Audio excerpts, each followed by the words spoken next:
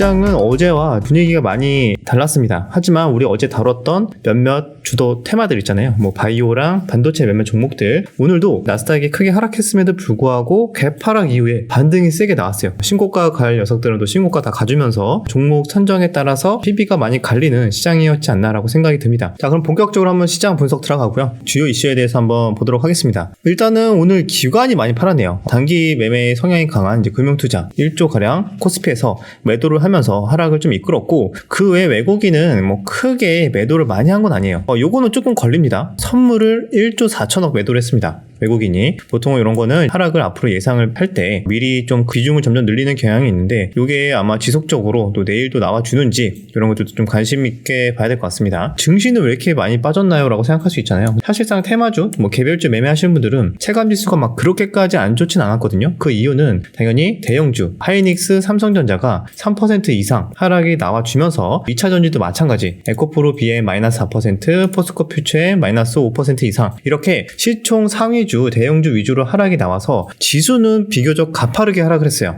그런데 이렇게 시총 상위주로 갖고 있는 분들이 아니라 몇몇 테마주 위주로, 개별주 위주로, 중소형주 위주로 트레이딩 하시는 분들은 오늘 시장 나쁘지 않은데? 라고 느끼실 겁니다. 그 이유는 당연히 우리 어제 봤던 여러 가지 반도체 종목도 있잖아요. 보면은 뭐 칩셋미디어도 결국에는 신고가를 가졌어요. 개파락했다가 장중에 35,000원 돌파가 나오니까 또 돌파하면 하시는 형님들 따라 붙으면서 거의 37,000원 근처에서 마감이 됐고, 이뿐만 아니라 기타 CXL 관련주들도 네오셈도 개파락했다가 다시 신고가, 그다음에 어보브 반도체는 아직 신고가는 아니지만 얘도 개파락했다가 다시 전고점 부분까지 상승이 나와주고, 그래서 대부분 상승이 나왔거든요. 그 외에도 제주반도체도 굉장히 강한 게, 보시면은 이렇게 제주반도체도 어제 시간에서 꽤 올랐는데 오늘 살짝 -1% 시작했다가 순식간에 10% 이상 상승이 나와주면서 반도체 쪽 투자 심리를 좀 개선시켰죠. 아니 어떻게 이런가요? 미국장은 오늘 간밤에 반도체만 하락을 했어. 바이오가 좀 상대적으로 강했고, 근데 국내 증시도 그럼 거기에 따라서 커플링으로 같이 하락을 할 줄 알았는데 이렇게 또 강하게 반등이 나올 줄 알았나요? 라고 생각이 들 수 있잖아요. 보통은 이제 다 오르진 않았어요. 특징적인 건 그거야. 최근에 거래대금이 크게 몰렸던 종목, 그리고 크게 조정이 나오지 않았던 종목 위주로 거래대금이 크게 들어오고 나서 제대로 된 첫 번째 조정이 나오지 않았던 종목 위주로 반발 매수세가 잘 들어왔던 거고, 그 외에 다른 반도체 종목들은 또 크게 하락하는 애들도 있었어요. 물론 삼성전자, 하이닉스 포함해서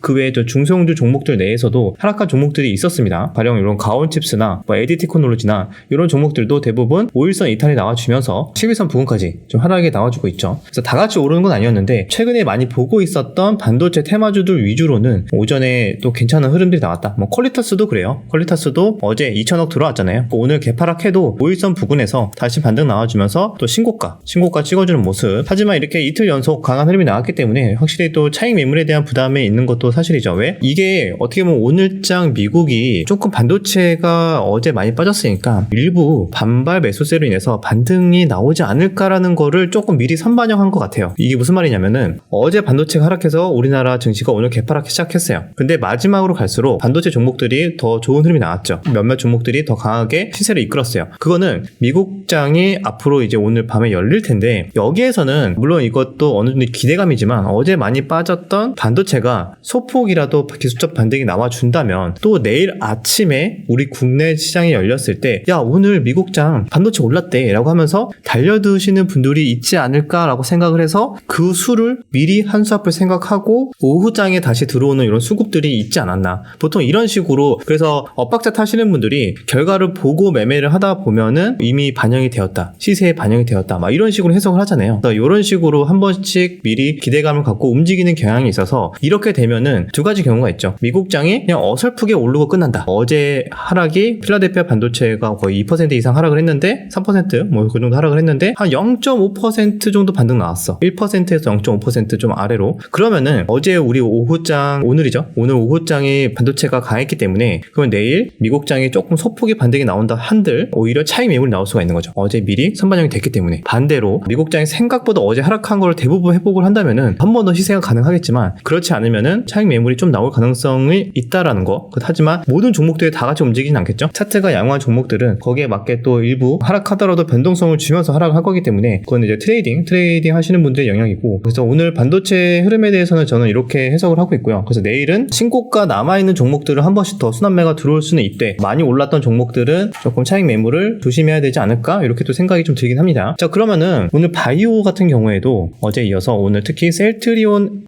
제약이 또 신고가를 가졌어요. 어제 상한가 이후에 오늘 갭 상승 살짝 하고 장중에 거의 11%까지 나와주면서 이틀 연속 강한 거래대금. 오늘은 셀트리온 제약이 1조 이상 거래대금 터졌습니다. 이런 종목들은 별다른 호재 없는데 왜 이렇게 오르냐라고 생각하시는 분들도 있겠지만 거래대금이 깡패이기 때문에 이렇게 되면은 또 일부 조정이 나온다 한들 또 반발 매수세 충분히 연속성 있게 들어오지 않을까 이렇게 보고 있습니다. 아마 어느 정도 이 종목이 그래도 공매도 물량이 꽤 있는 걸로 알고 있어서 공매도 뭐 쇼커버링도 나오고 있지 않나 뭐 이렇게 생각이 드는데 상대적으로 셀트리온은 좀 약했어요. 3% 하락했다가 반등 정도 살짝 나와주는 약반등 정도 나와주는 모습으로 마감이 됐다. 바이오도 일부 조정이 나오긴 했지만 다 같이 나오진 않았고 최근에 또 역시나 거래대금 몰렸던 애들 위주로 반발 매수세가 강하게 들어왔다는 것은 반도체 섹터와 동일한 흐름을 보였다라고 해석을 할 수가 있습니다. 자, 그러면은 오늘 시장은 또 새로운 이슈가 뭐가 있나? 이제 그 외의 섹터는 대부분 하락을 했어요. 뭐 자동차 부품, 현대차가 좀 큰 폭으로 하락이 나와주면서 자동차 부품주 많이 하락을 했어요. 현대차 마이너스 3%. 그다음에 2차 전지는 2차 전지 진짜 억울할 것 같아. 어제 시장이 너무 좋았잖아요. 시장이 너무 좋아서 바이오 가고 막 반도체 다 막 신고가 가고 있는데 시장이 너무 좋은데 2차 전지 소외받는 거야. 그래서 2차 전지가 오히려 막 에코프로 같은 애들은 마이너스 막 1%, 2%를 끝났어. 그런데 오늘 시장 하락하니까 더 많이 빠져.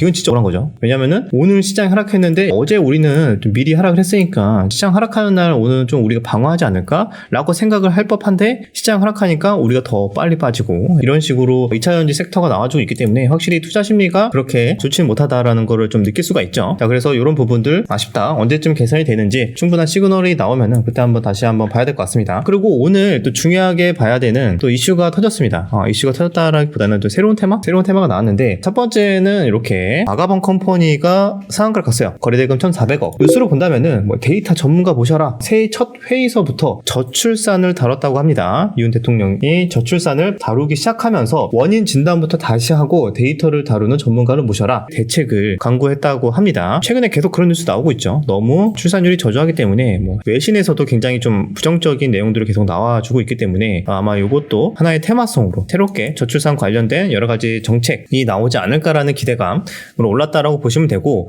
여기 관련해서는 뭐 아가만 컴퍼니, 제로투세븐, 그 다음에 뭐 꿈비 등등 이런 종목들이 있는데 거래대금이 좀 들어온 애들은 아가박이랑 제로투 뭐 이 정도 들어왔다 이렇게 보시면 될 것 같고 그 외에도 다른 종목들 꽤 있어요. 뭐 삼성 출판사도 있고 SAMG 엔터는 조금 약했고 꿈비 이런 종목들도 있는데 두고 봐야 될 것 같습니다. 여기서 또 키맞추기나 순환매 들어오는지. 그래서 첫 번째 올해 또 새해 강력한 주도주급은 아닐 수는 있어도 그래도 어느 정도 순환매로 하나의 후보로 1월달 한 번씩 움직일 만한 테마로 저출산 관련 테마가 형성이 됐다 이렇게 볼 수가 있고요. 그리고 두 번째는 요거 나쁘지 않은 것 같아. 뭐냐면은 우주항공 관련 테마 또 새롭게 들어왔습니다. 여기서 대장 역할을 한 거 일단은 AP 위성인데 AP 위성이 왜 올랐냐? 일단 뉴스가 몇 가지가 있습니다. 뭐 크게 두 가지인 것 같은데 자체적으로 우주 개발 투자 증가로 수주 증가가 기대된다 이런 뉴스도 나왔는데 그것보다도 요것도 살짝 있어요. 근데 요거는 저는 좀 반신반의긴 해요. 뭐냐면은 작년에 우주항공청 특별법 통과가 되니 많이 이런 얘기 있었잖아요. 그런데 연기가 됐어요. 근데 그게 오는 1월 9일에 좀 통과가 돼야 된다. 그래야 본격적으로 뭐 할 수 있다라는 얘기가 나와주고 있는데 1월 9일이라고 한다면 다음 주죠. 화요일입니다.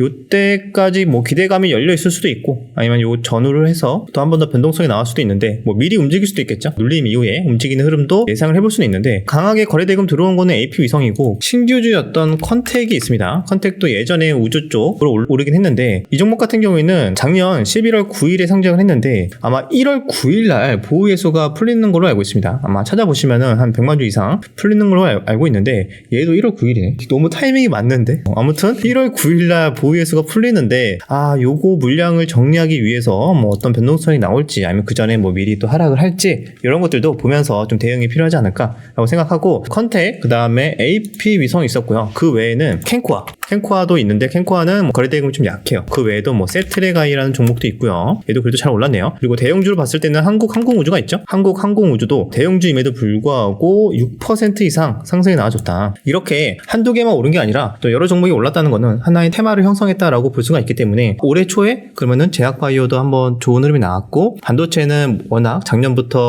말부터 강했던 강했던 종목이기 때문에 아마 갤럭시 가우스 공개 이전에 조금 차익 매물이 나올 것 같고, 올해 새롭게 들어오면서 올라왔던 게 셀트리온 그룹 플러스 새해 두 번째 거래일날 나온 게 저출산과 우주가 들어왔다라고 보시면 될 것 같습니다. 그러면 여기 내에서 일부 또 정치도 계속 움직여주고는 있어요. 오늘 강하게 오르진 않았지만 이민청 관련된 종목들도 슬금슬금 올라오는 종목도 있고, 그래서 여러 가지 정치 쪽도 수남에 들어올 수 있는 후보다. 그렇게 본다면은 큰 흐름에서 싹터를 본다면 뭘 봐야 될까요? 이제 반도체는 여전히 강하되 디데이가 다가오는 느낌, CS가 다가오는 느낌에 따라서 또 많이 오른 종목들은 철저하게 트레이딩으로 좀 접근을 해야 될 것 같다. 바이오도 아직까지 강한 흐름이 맞다. 그럼 후보가 이미 두 개가 있고, 새롭게 올라온 애들 셀트리온도 바이오에 포함되지만 셀트리온 그룹 플러스 저출산 우주 이렇게까지 보시면서 매매를 좀 해야 될 것 같고요. 그 외에는 아직까지는 특별하게 그렇게 징후가 보이는 거는 따로 없는 것 같습니다. 코인 관련주들도 생각보다 좀 힘을 아직은 조금 횡보하고 있다라고 보시면 될 것 같고, 신규주도 조금 튀어가면서 창투사나 신규주도 조금씩 번갈아가면서 움직이는 경향이 있고, 이거는 약간의 토테마의 형태로 보시면 될 것 같아요. 여기까지 이해를 하셨으면은 최근의 시장 흐름 전부 다 이해하고 있다라고 생각하시면 될 것 같습니다. 자, 그러면은 몇 가지 이슈만 말씀드리고 마무리할게요. 어제죠. 이재명 피습에 이낙연 신당 창당 이달 말로 늦출듯 뭐 이런 식의 뉴스가 나왔습니다. 이런 이낙연 테마주들 오늘 소폭의 조정이 나왔다는 거, 이 정도도 한번 보시면 될 것 같고, 자, 그 외에도 HBM CXL 관련된 뉴스는 정기적으로 나와주고 있어요. SK 하이닉스 CES에서 AI 메모리 선별 예정이다. 이런 것도 있네요. 드론 장거리 비행 허용, 미국 배달 드론 본격화를 한다. 드론 관련주들도 아직은 크게 들어온 건 없는 것 같은데 추이를 지켜봐야 될 것 같습니다. 자, 그리고 오늘 좀 재밌는 걸 하나 발견했는데, 포스코 DX가 갑자기 요거 보시면은, 아니 공지가 떴는데 봤는데 이게 맞나 싶었어요. 메타버스 기반의 마케팅 디지털 전환 프로젝트 사업 협약 체결, 이런 게 나왔어요. 얘가 메타버스 기반의 마케팅? 너무 안 어울리는데? 약간 지금까지는 2차 전지나 뭐 로봇이나 자동화 이쪽으로 많이 움직였잖아요. 메타버스는 갑자기 나와가지고 좀 놀라긴 했는데 이게 뭐지? 약간 이런 생각, 많은 사람들이 반응이 이러다가 코인도 하는 거야? 막 이러면서 야 코인으로 가자 이러면서 또 코인 테마로 엮일지 메타버스 테마로 엮일지 모르겠지만, 아무튼 이거는 이제 그냥 농담으로 장난삼아 말씀드린 거고, 아무튼 이런 공시가 나온 거는 맞습니다. 네, 최근의 흐름은 코스피 편입이 되고 나서 확실히 차익 매물이 강하게 나오면서 많이 하락을 했죠. 이슈 매매 하시는 분들은 충분히 어제자 이후로 대부분 매도를 하시지 않았을까라고 생각이 듭니다. 자, 그 외에는 다 말씀을 드렸습니다. 그리고 제가 요거 네이버 프리미엄 콘텐츠 여기 들어오시면은 제가 무료로 이거 오전에 시황은 정리를 간단하게 해드리고 있잖아요. 여기서도 오전에 시작할 때 이렇게 말씀을 드렸죠. 미증시 반도체 섹터 약세로 국내 증시도 오전에 개파락 시작하겠으나 최근 강했던 일부 반도체 종목은 반발 매수세가 유입되며 일부 변동성이 나올 것으로 예상된다. 자, 그래서 여기 내에서 저도 충분히 이제 트레이딩을 좀 했었고, 그 외에도 기타 이런 봐야 되는 뭐 테마 후보들 간단하게 말씀을 좀 드리고 있어요. 여러분들 참고하실 분들은 네이버에 주동 아카데미 치면 나오니까요. 오셔서 편하게 보시면 될 것 같습니다. 자, 오늘 명언, 주식 투자에 뛰어들려면 기꺼이 위험을 감수하겠다는 정신적 준비 운동이 필요하다. 확실한 수익을 보장해주는 주식시장은 세상 어느 곳에도 없다. 앙드레 코스톨라니의 명언입니다. 주식이라는 것 자체가 이미 위험 자산이야. 내가 위험 자산이 싫으면은 그냥 예적금만 해야 돼요. 그죠? 근데 내가 주식이라는 시장에 뛰어든 이상 어느 정도의 위험은 감수하면서 매매를 하는 게 맞다. 투자를 하는 게 맞다. 이렇게 생각을 하면은 확실하게 어떻게 대응을 해야 되는가. 리스크가 너무나 큰 수익이 보장되는 곳이 아니잖아요. 그러니까 손절도 중요하다는 걸 알고 어떻게 운영을 해야 되는지도 알고 비중 조절을 해야 되는지도 알고 다 연결이 되지 않나라고 생각이 듭니다. 자, 오늘은 여기까지 마무리하고요. 내일 영상에서 뵙도록 하겠습니다.